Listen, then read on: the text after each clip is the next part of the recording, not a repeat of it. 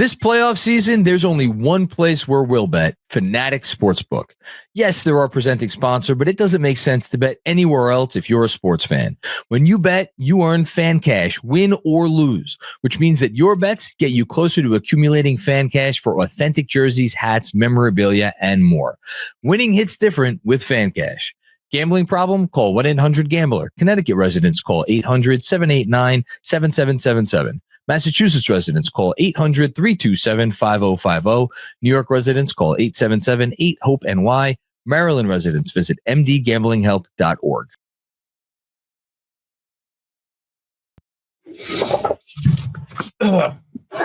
Welcome to the Knicks Film School Postgame Show presented by Fanatic Sportsbook, where we are going to talk about the worst loss in the 79-year history of this franchise. How dare they? How dare they? And let me be very clear about what I mean by that. Over the last 4 days, ever since Game 6 against Boston, I have heard from countless fans, emails, comments, DMs, people I've just seen around, telling me how much this run has meant to them, how much this team, their success in this postseason has meant to them, and how, you know, it's just the magic of sports and all that jazz. And you have those feelings because when you're a sports fan, you sign a contract with your team that you are going to give them everything you got, and in exchange, you hope they give you everything they got. And there are obviously teams that violate this rule. The Knicks have violated this rule the vast majority of the time of the 20 years leading up to the Leon Rose era, but those times don't really matter, because when you're a fan of a shitty team and they violate the rule, it's not like you're given much anyway because they suck. And it's a different kind of contract in those situations. When you get a team that has this sort of talent and has this sort of opportunity, and then you watch them completely, totally, in every way, shape, or form, allow that opportunity to run like piss down their legs. How you do that to your fan base?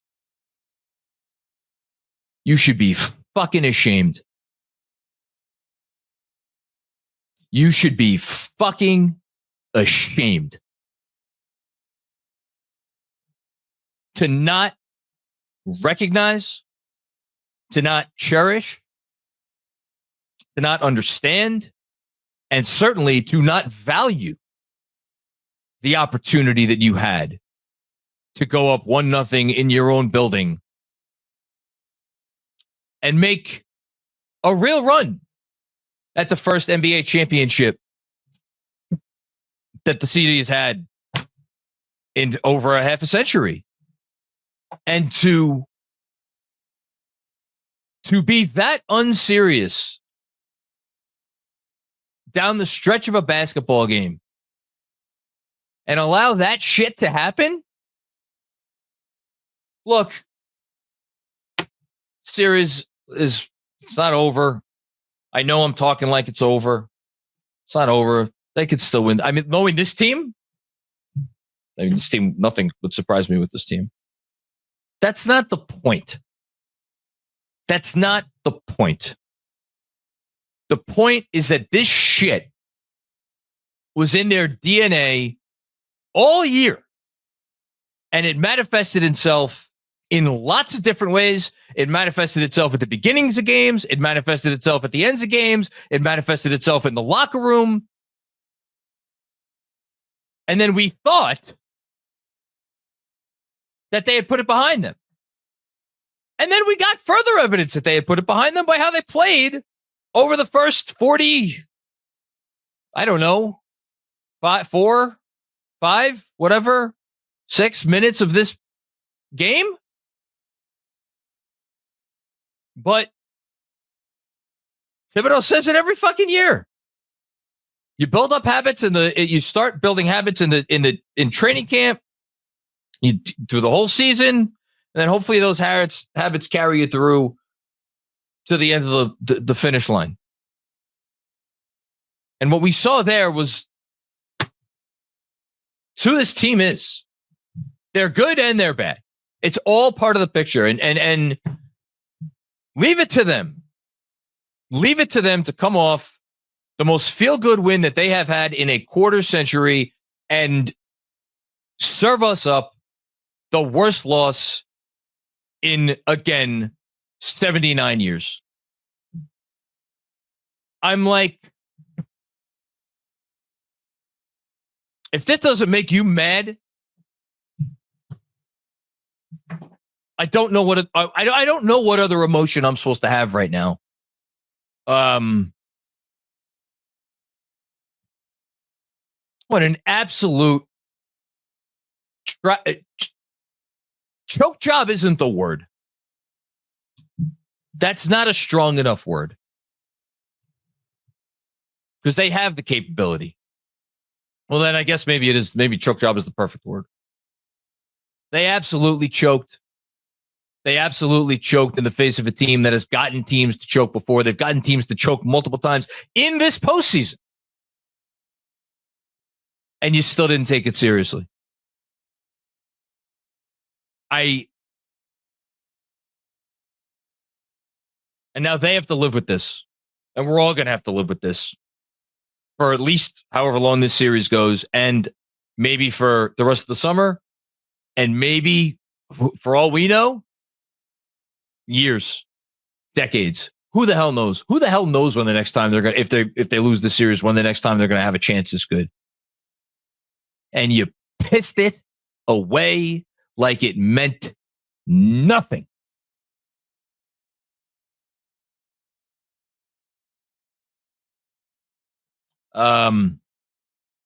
I just said a lot. Benji, I don't. What? How are you, Benji? A little shell shocked. I got the nastiest pit in my stomach that I've had in a very, very long time. Yeah, you just played a final 2 minutes that legitimately could haunt the franchise for the next. We can't put a time limit on it right now. We cannot put a time limit on it. The series is not over. And obviously, they did a lot of good in this game to put themselves in a situation where it required the worst collapse I can remember watching. Between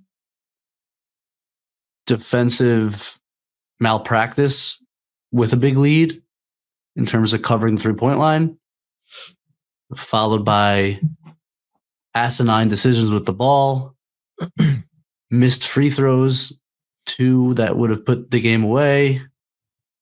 Forget about the overtime. Frankly, it's a miracle they competed in the overtime at all. But the last 2 minutes are going to, if things don't go the way we want them to go for the rest of the series, those last 2 minutes will haunt this fan base and that team for as long as they don't get to a finals.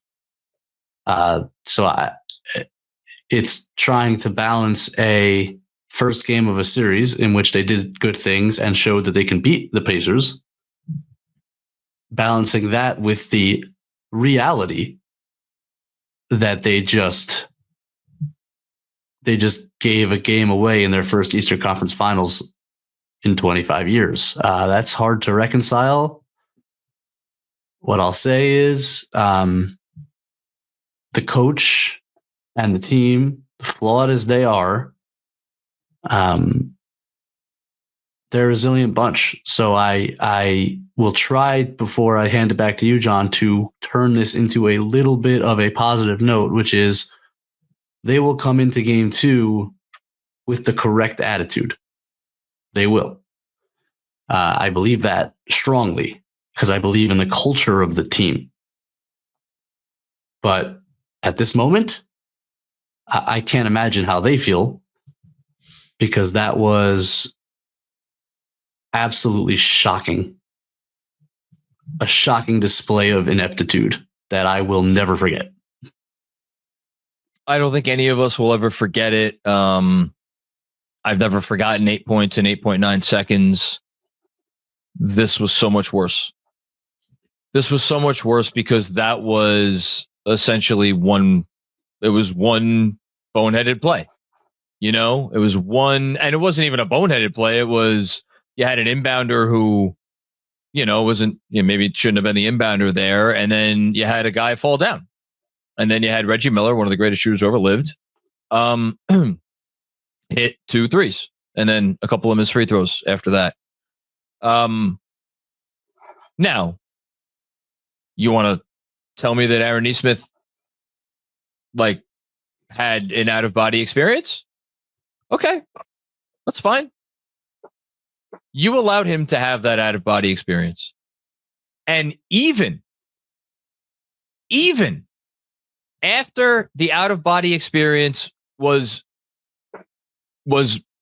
almost through, you still had a chance to secure this game in the traditional fashion.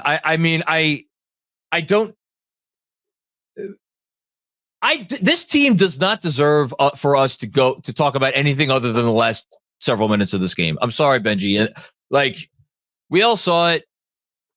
They did a lot of nice things. They did a lot of nice things at both ends. I mean, again, through the first 40. I mean, I don't know when for you, the egregiousness started.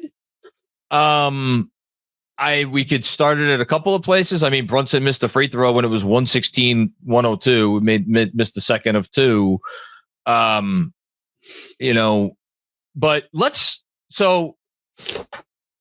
I want to go. We have to go through this. We have to go through this because that's the only way we're going to get any. We're not getting any catharsis, but we have to go through this. So Nesmith makes his first 3 of the. Well, he makes a 3 with under 5 minutes to go to make it 113-101. But then they build the lead back up. Brunson misses the free throw. Nesmith makes a 3 with 116 to make it 116-105. And I'm gonna actually pull this up because or unless you remember offhand, because you remember which 3 that was? No. Okay, I got it right here. It is. So that 3 was when OG has him, and then it's a Bridges switch, and then it's Cat and drop. So that's the first 3. It's Cat and drop was the and that was bad. That was bad. Brunson comes back down the other way. I hated the process, but he made a step back jumper. Made a 119-105, 14-point lead with just under 3 minutes to go. Then Halliburton makes a 3 with 2:39 left to go. So, and that one, again, watching it right now, that was Bridges played really nice defense, but he got juked, and the juke gave Halliburton space. Halliburton nails the 3. So now it's an 11-point game with under 3 minutes to go. Brunson misses, again, a poor offensive process. We're going to go back to Jalen Brunson. And then Nesmith comes down and he hits a 3. And I think this was the first one of the 3s where OG Anunoby, can you,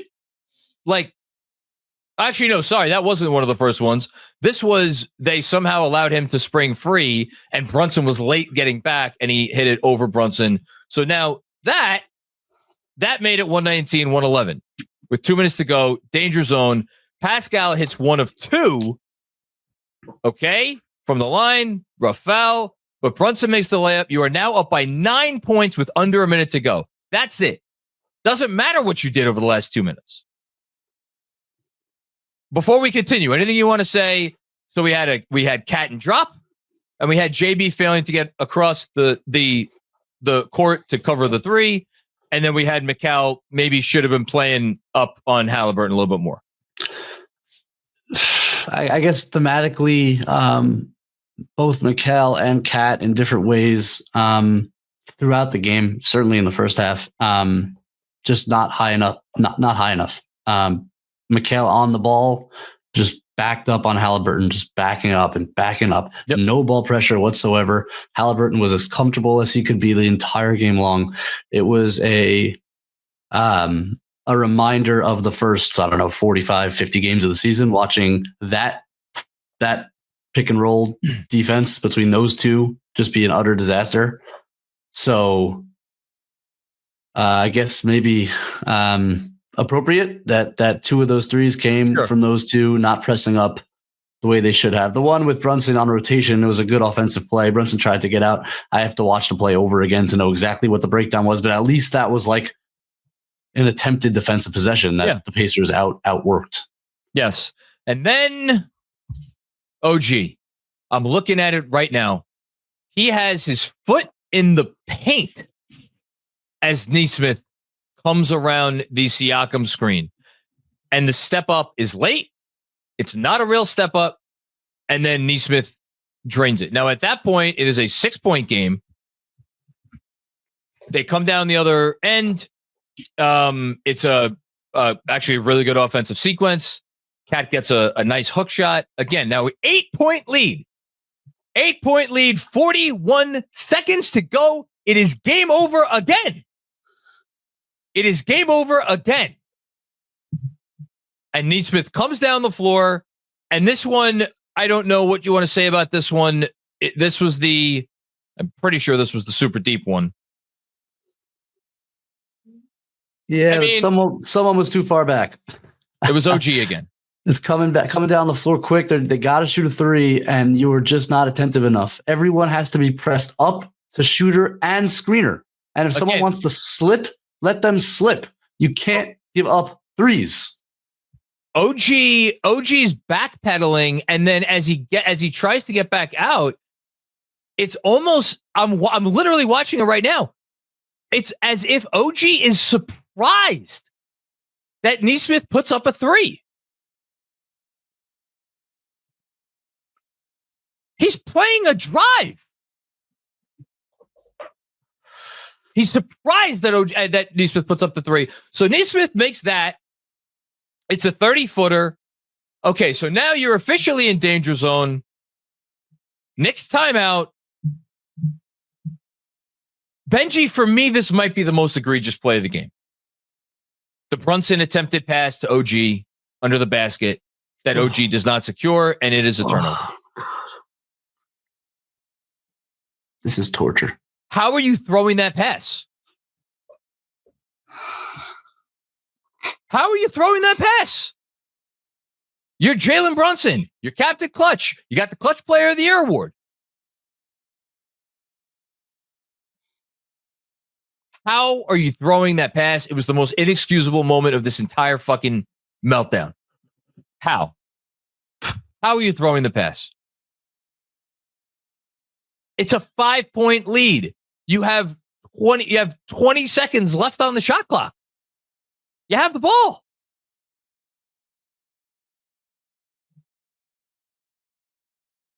I don't know what he was thinking. OG. Should OG have had the ball? Yes, OG should have had the ball. Guess what? OG was off the entire game. OG has a balance problem that's very hard to explain. Sometimes it just presents itself. It was the whole first half tonight, and then it was moments in the second half where he just doesn't calibrate balance. I messaged our friend Samson Folk. I was like, how do you watched OG for how many years? How do you explain one of the best athletes in basketball just can't seem to have balance? And he's like, he's an enigma. That was his answer. But if you're Brunson and you know this, because he's been your teammate now for a year and a half, hold on to the ball. He didn't corral it. They challenged it. We don't have to talk about the refs. Like it was a funky bounce, but like funky bounce, funky foul call / challenge. up top, I think, is controversial. I understand why it's no call because he hit the ball first. He's pulling his jersey underneath. I don't know whatever. We don't have to talk about the rest because the Knicks could have won this game regardless. But it is. I thought there were some moments there that I didn't really understand. But all right. Okay, so then Pacer ball, obviously, still in a fantastic position to win. You're up 5 with 30 seconds to go. It doesn't matter the other team has the ball. You would have signed for this before the fucking game. You would have signed for this absolutely before the game. And then Josh Hart coming through. It wasn't really a screen. Josh Hart slips. This is the least egregious thing. Josh Hart slipped. What are you going to do? Nesmith makes the shot. 2-point game. And then, of course, Karl-Anthony Towns, 1 of 2 from the line. And man, this is the second backer. And they missed a lot of free throws in this game. So final free throw numbers for the Knicks tonight. 28 of 40. And only 2 of those were Mitch.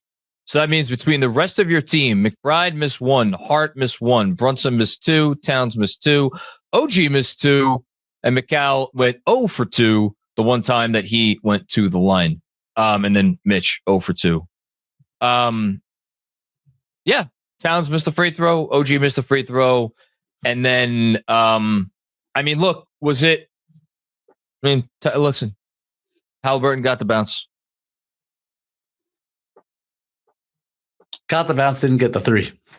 Got the bounce, didn't get the 3. So the Knicks were lucky and unlucky. And it was only so he could dig the knife in that much further.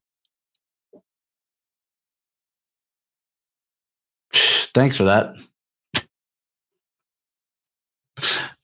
It was fun enough to do it once, John. Jeez. Yeah.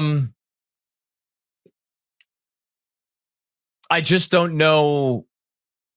I mean, look, you said it. They'll come out with the right attitude, the right approach, the whole thing.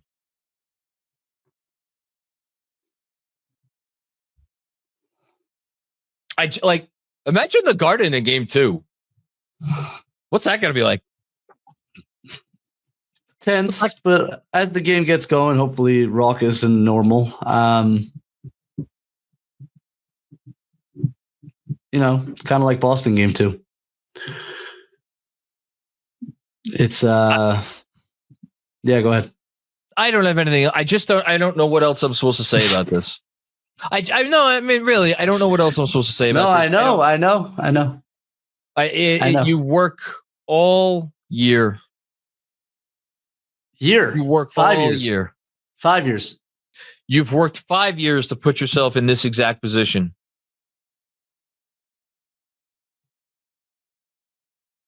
And it's right there for you. And over essentially we could really boil it down. We're talking about under a minute. Again, 123 to 115. It's a choke job. It's a choke job against the fucking Pacers. Yep. Here's what I'll say. I'll let you get to the next segment because I don't think there is a lot. I don't know what else to say. The night of a game like this for everyone involved, players, coaches, fans, is about digesting that, no matter how difficult it is to digest. But I suppose in tandem with the team and the players who will begin in the morning, because there is one day in between games, who will begin when they wake up in the morning to prepare for game 2 with the right mindset. I will have the opportunity, you will have the opportunity to go back, talk about the things that went right, talk about the things that went wrong, forget about the late game stuff. Well, don't forget about it, but meaning in terms of like adjusting or making your game plan for game 2, like there will be a normal film session. They will go through the process and we will do the same. Like we will have time to break it all down, talk about what worked. There's a lot of interesting stuff that went on in this game, a lot of good the Knicks did in the second half. performances by Mitch, by Deuce. There's a lot of good. But that's not tonight. That's just not for tonight for anybody involved. Hold on. I will get there. No, I want to say one more thing. The post-game show, this should have been the post-game show where we talked about a 14-0 run with Jalen Brunson on the bench. Yep. That was going to be the theme of the night. Two big lineup dominating. Yep. Dominating at both ends. And you know what else this was supposed to be? This was supposed to be a game. Well, to praise Jalen Brunson, I'll get back to that in a second. I think this was going to be a game to praise Karl-Anthony Towns. I know the defense throughout the night, there was a lot of bad. I thought he stepped up in some big moments defensively, in some big spots in the fourth quarter. And offensively, we're talking about a guy who scored 35 points on 17 shots. That should have been the conversation. I know Brunson only threw the one pass there.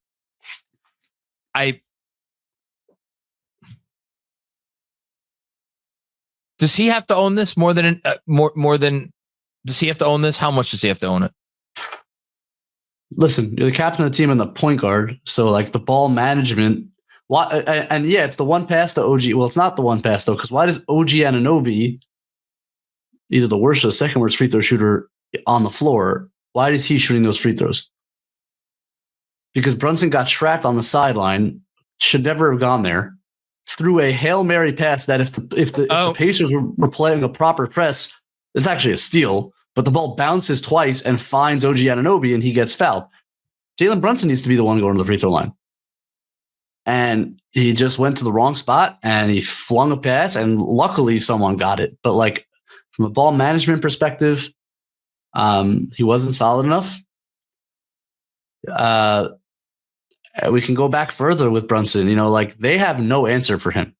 No, they have no answer for him, and they have no answer for Towns. Now, if you want to talk about the good things about this series going forward, they have no answer for your two best players. Well, that's a good place to start. Damn it. Brunson, though, can be his own worst enemy. Like they're not throwing much at him except trying to pester him. And he gave into it there in the third quarter. And once again, from nothing, got himself in really bad foul trouble just from being an idiot because he has to make it a war between him and his defender, even though it's easy for him to score when he just plays basketball. And he picks up a stupid offensive on Nesmith because they're jostling. Ridiculous. And before you know it, now you're in foul trouble. And his defense in overtime was putrid. Well, yeah, of course, but he has 5 fouls because he's playing like an idiot in the third quarter. Like you trace it back to a segment of the game. Now the Knicks broke out and played their best basketball when he went to the bench. And Brunson was great on offense in this game. I am not saying he was not great. And again, like going forward, the fact that I don't care, Aaron Nesmith, like being a Brunson stopper was always ridiculous. It remains ridiculous. They don't have anyone to guard him. But stop being your own worst enemy. You're the only one getting in your own way. Just play through the nonsense. Play through it. We've been talking about this now since Dyson Daniels back in, what was that? Yeah. The first Hawks game, November? Yeah. He allows this game to take over his game. And when he just plays, he's the best player on the floor by a mile. So that was frustrating. Yeah, he takes it on the chin, man. He's the captain. He's the ball manager. Take it. And he will. He will. And we should mention, they did have a chance to take the lead with under 20 seconds left in overtime. And talk about being on the other side of the shoe on the other foot with the challenge situation. 2 exquisite challenges by Rick Carlisle. Tibbs, it seemed like a weird challenge in the moment and it didn't obviously go the Knicks way. I got the challenge because Brunson picked up his 4th at that point. But that was close. But the play, the second Indiana challenge, and obviously that gave him the ball.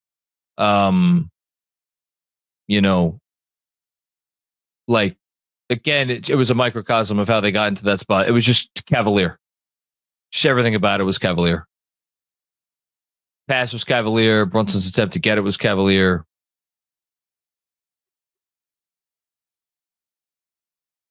Yeah. It's almost like they what? Go ahead. No, they it's like they ran out of mental fortitude in this game. Just hard to explain. It's just hard to explain. I don't think it's that hard to explain. I think it's been part of this team's DNA. Man, I see. They haven't like choked away a bunch of games this season. They're generally no, they haven't. Team. They haven't, but like, I mean, we all know something's been off about them all year, and we thought they were over it. I hear you. All right. I don't got anything else, Benji. Nope. We'll digest it over the next day. We'll actually break it down over the next day. Tonight, everyone just have fun. I don't know what to tell you. Yeah. Hey, Andrew. What's up?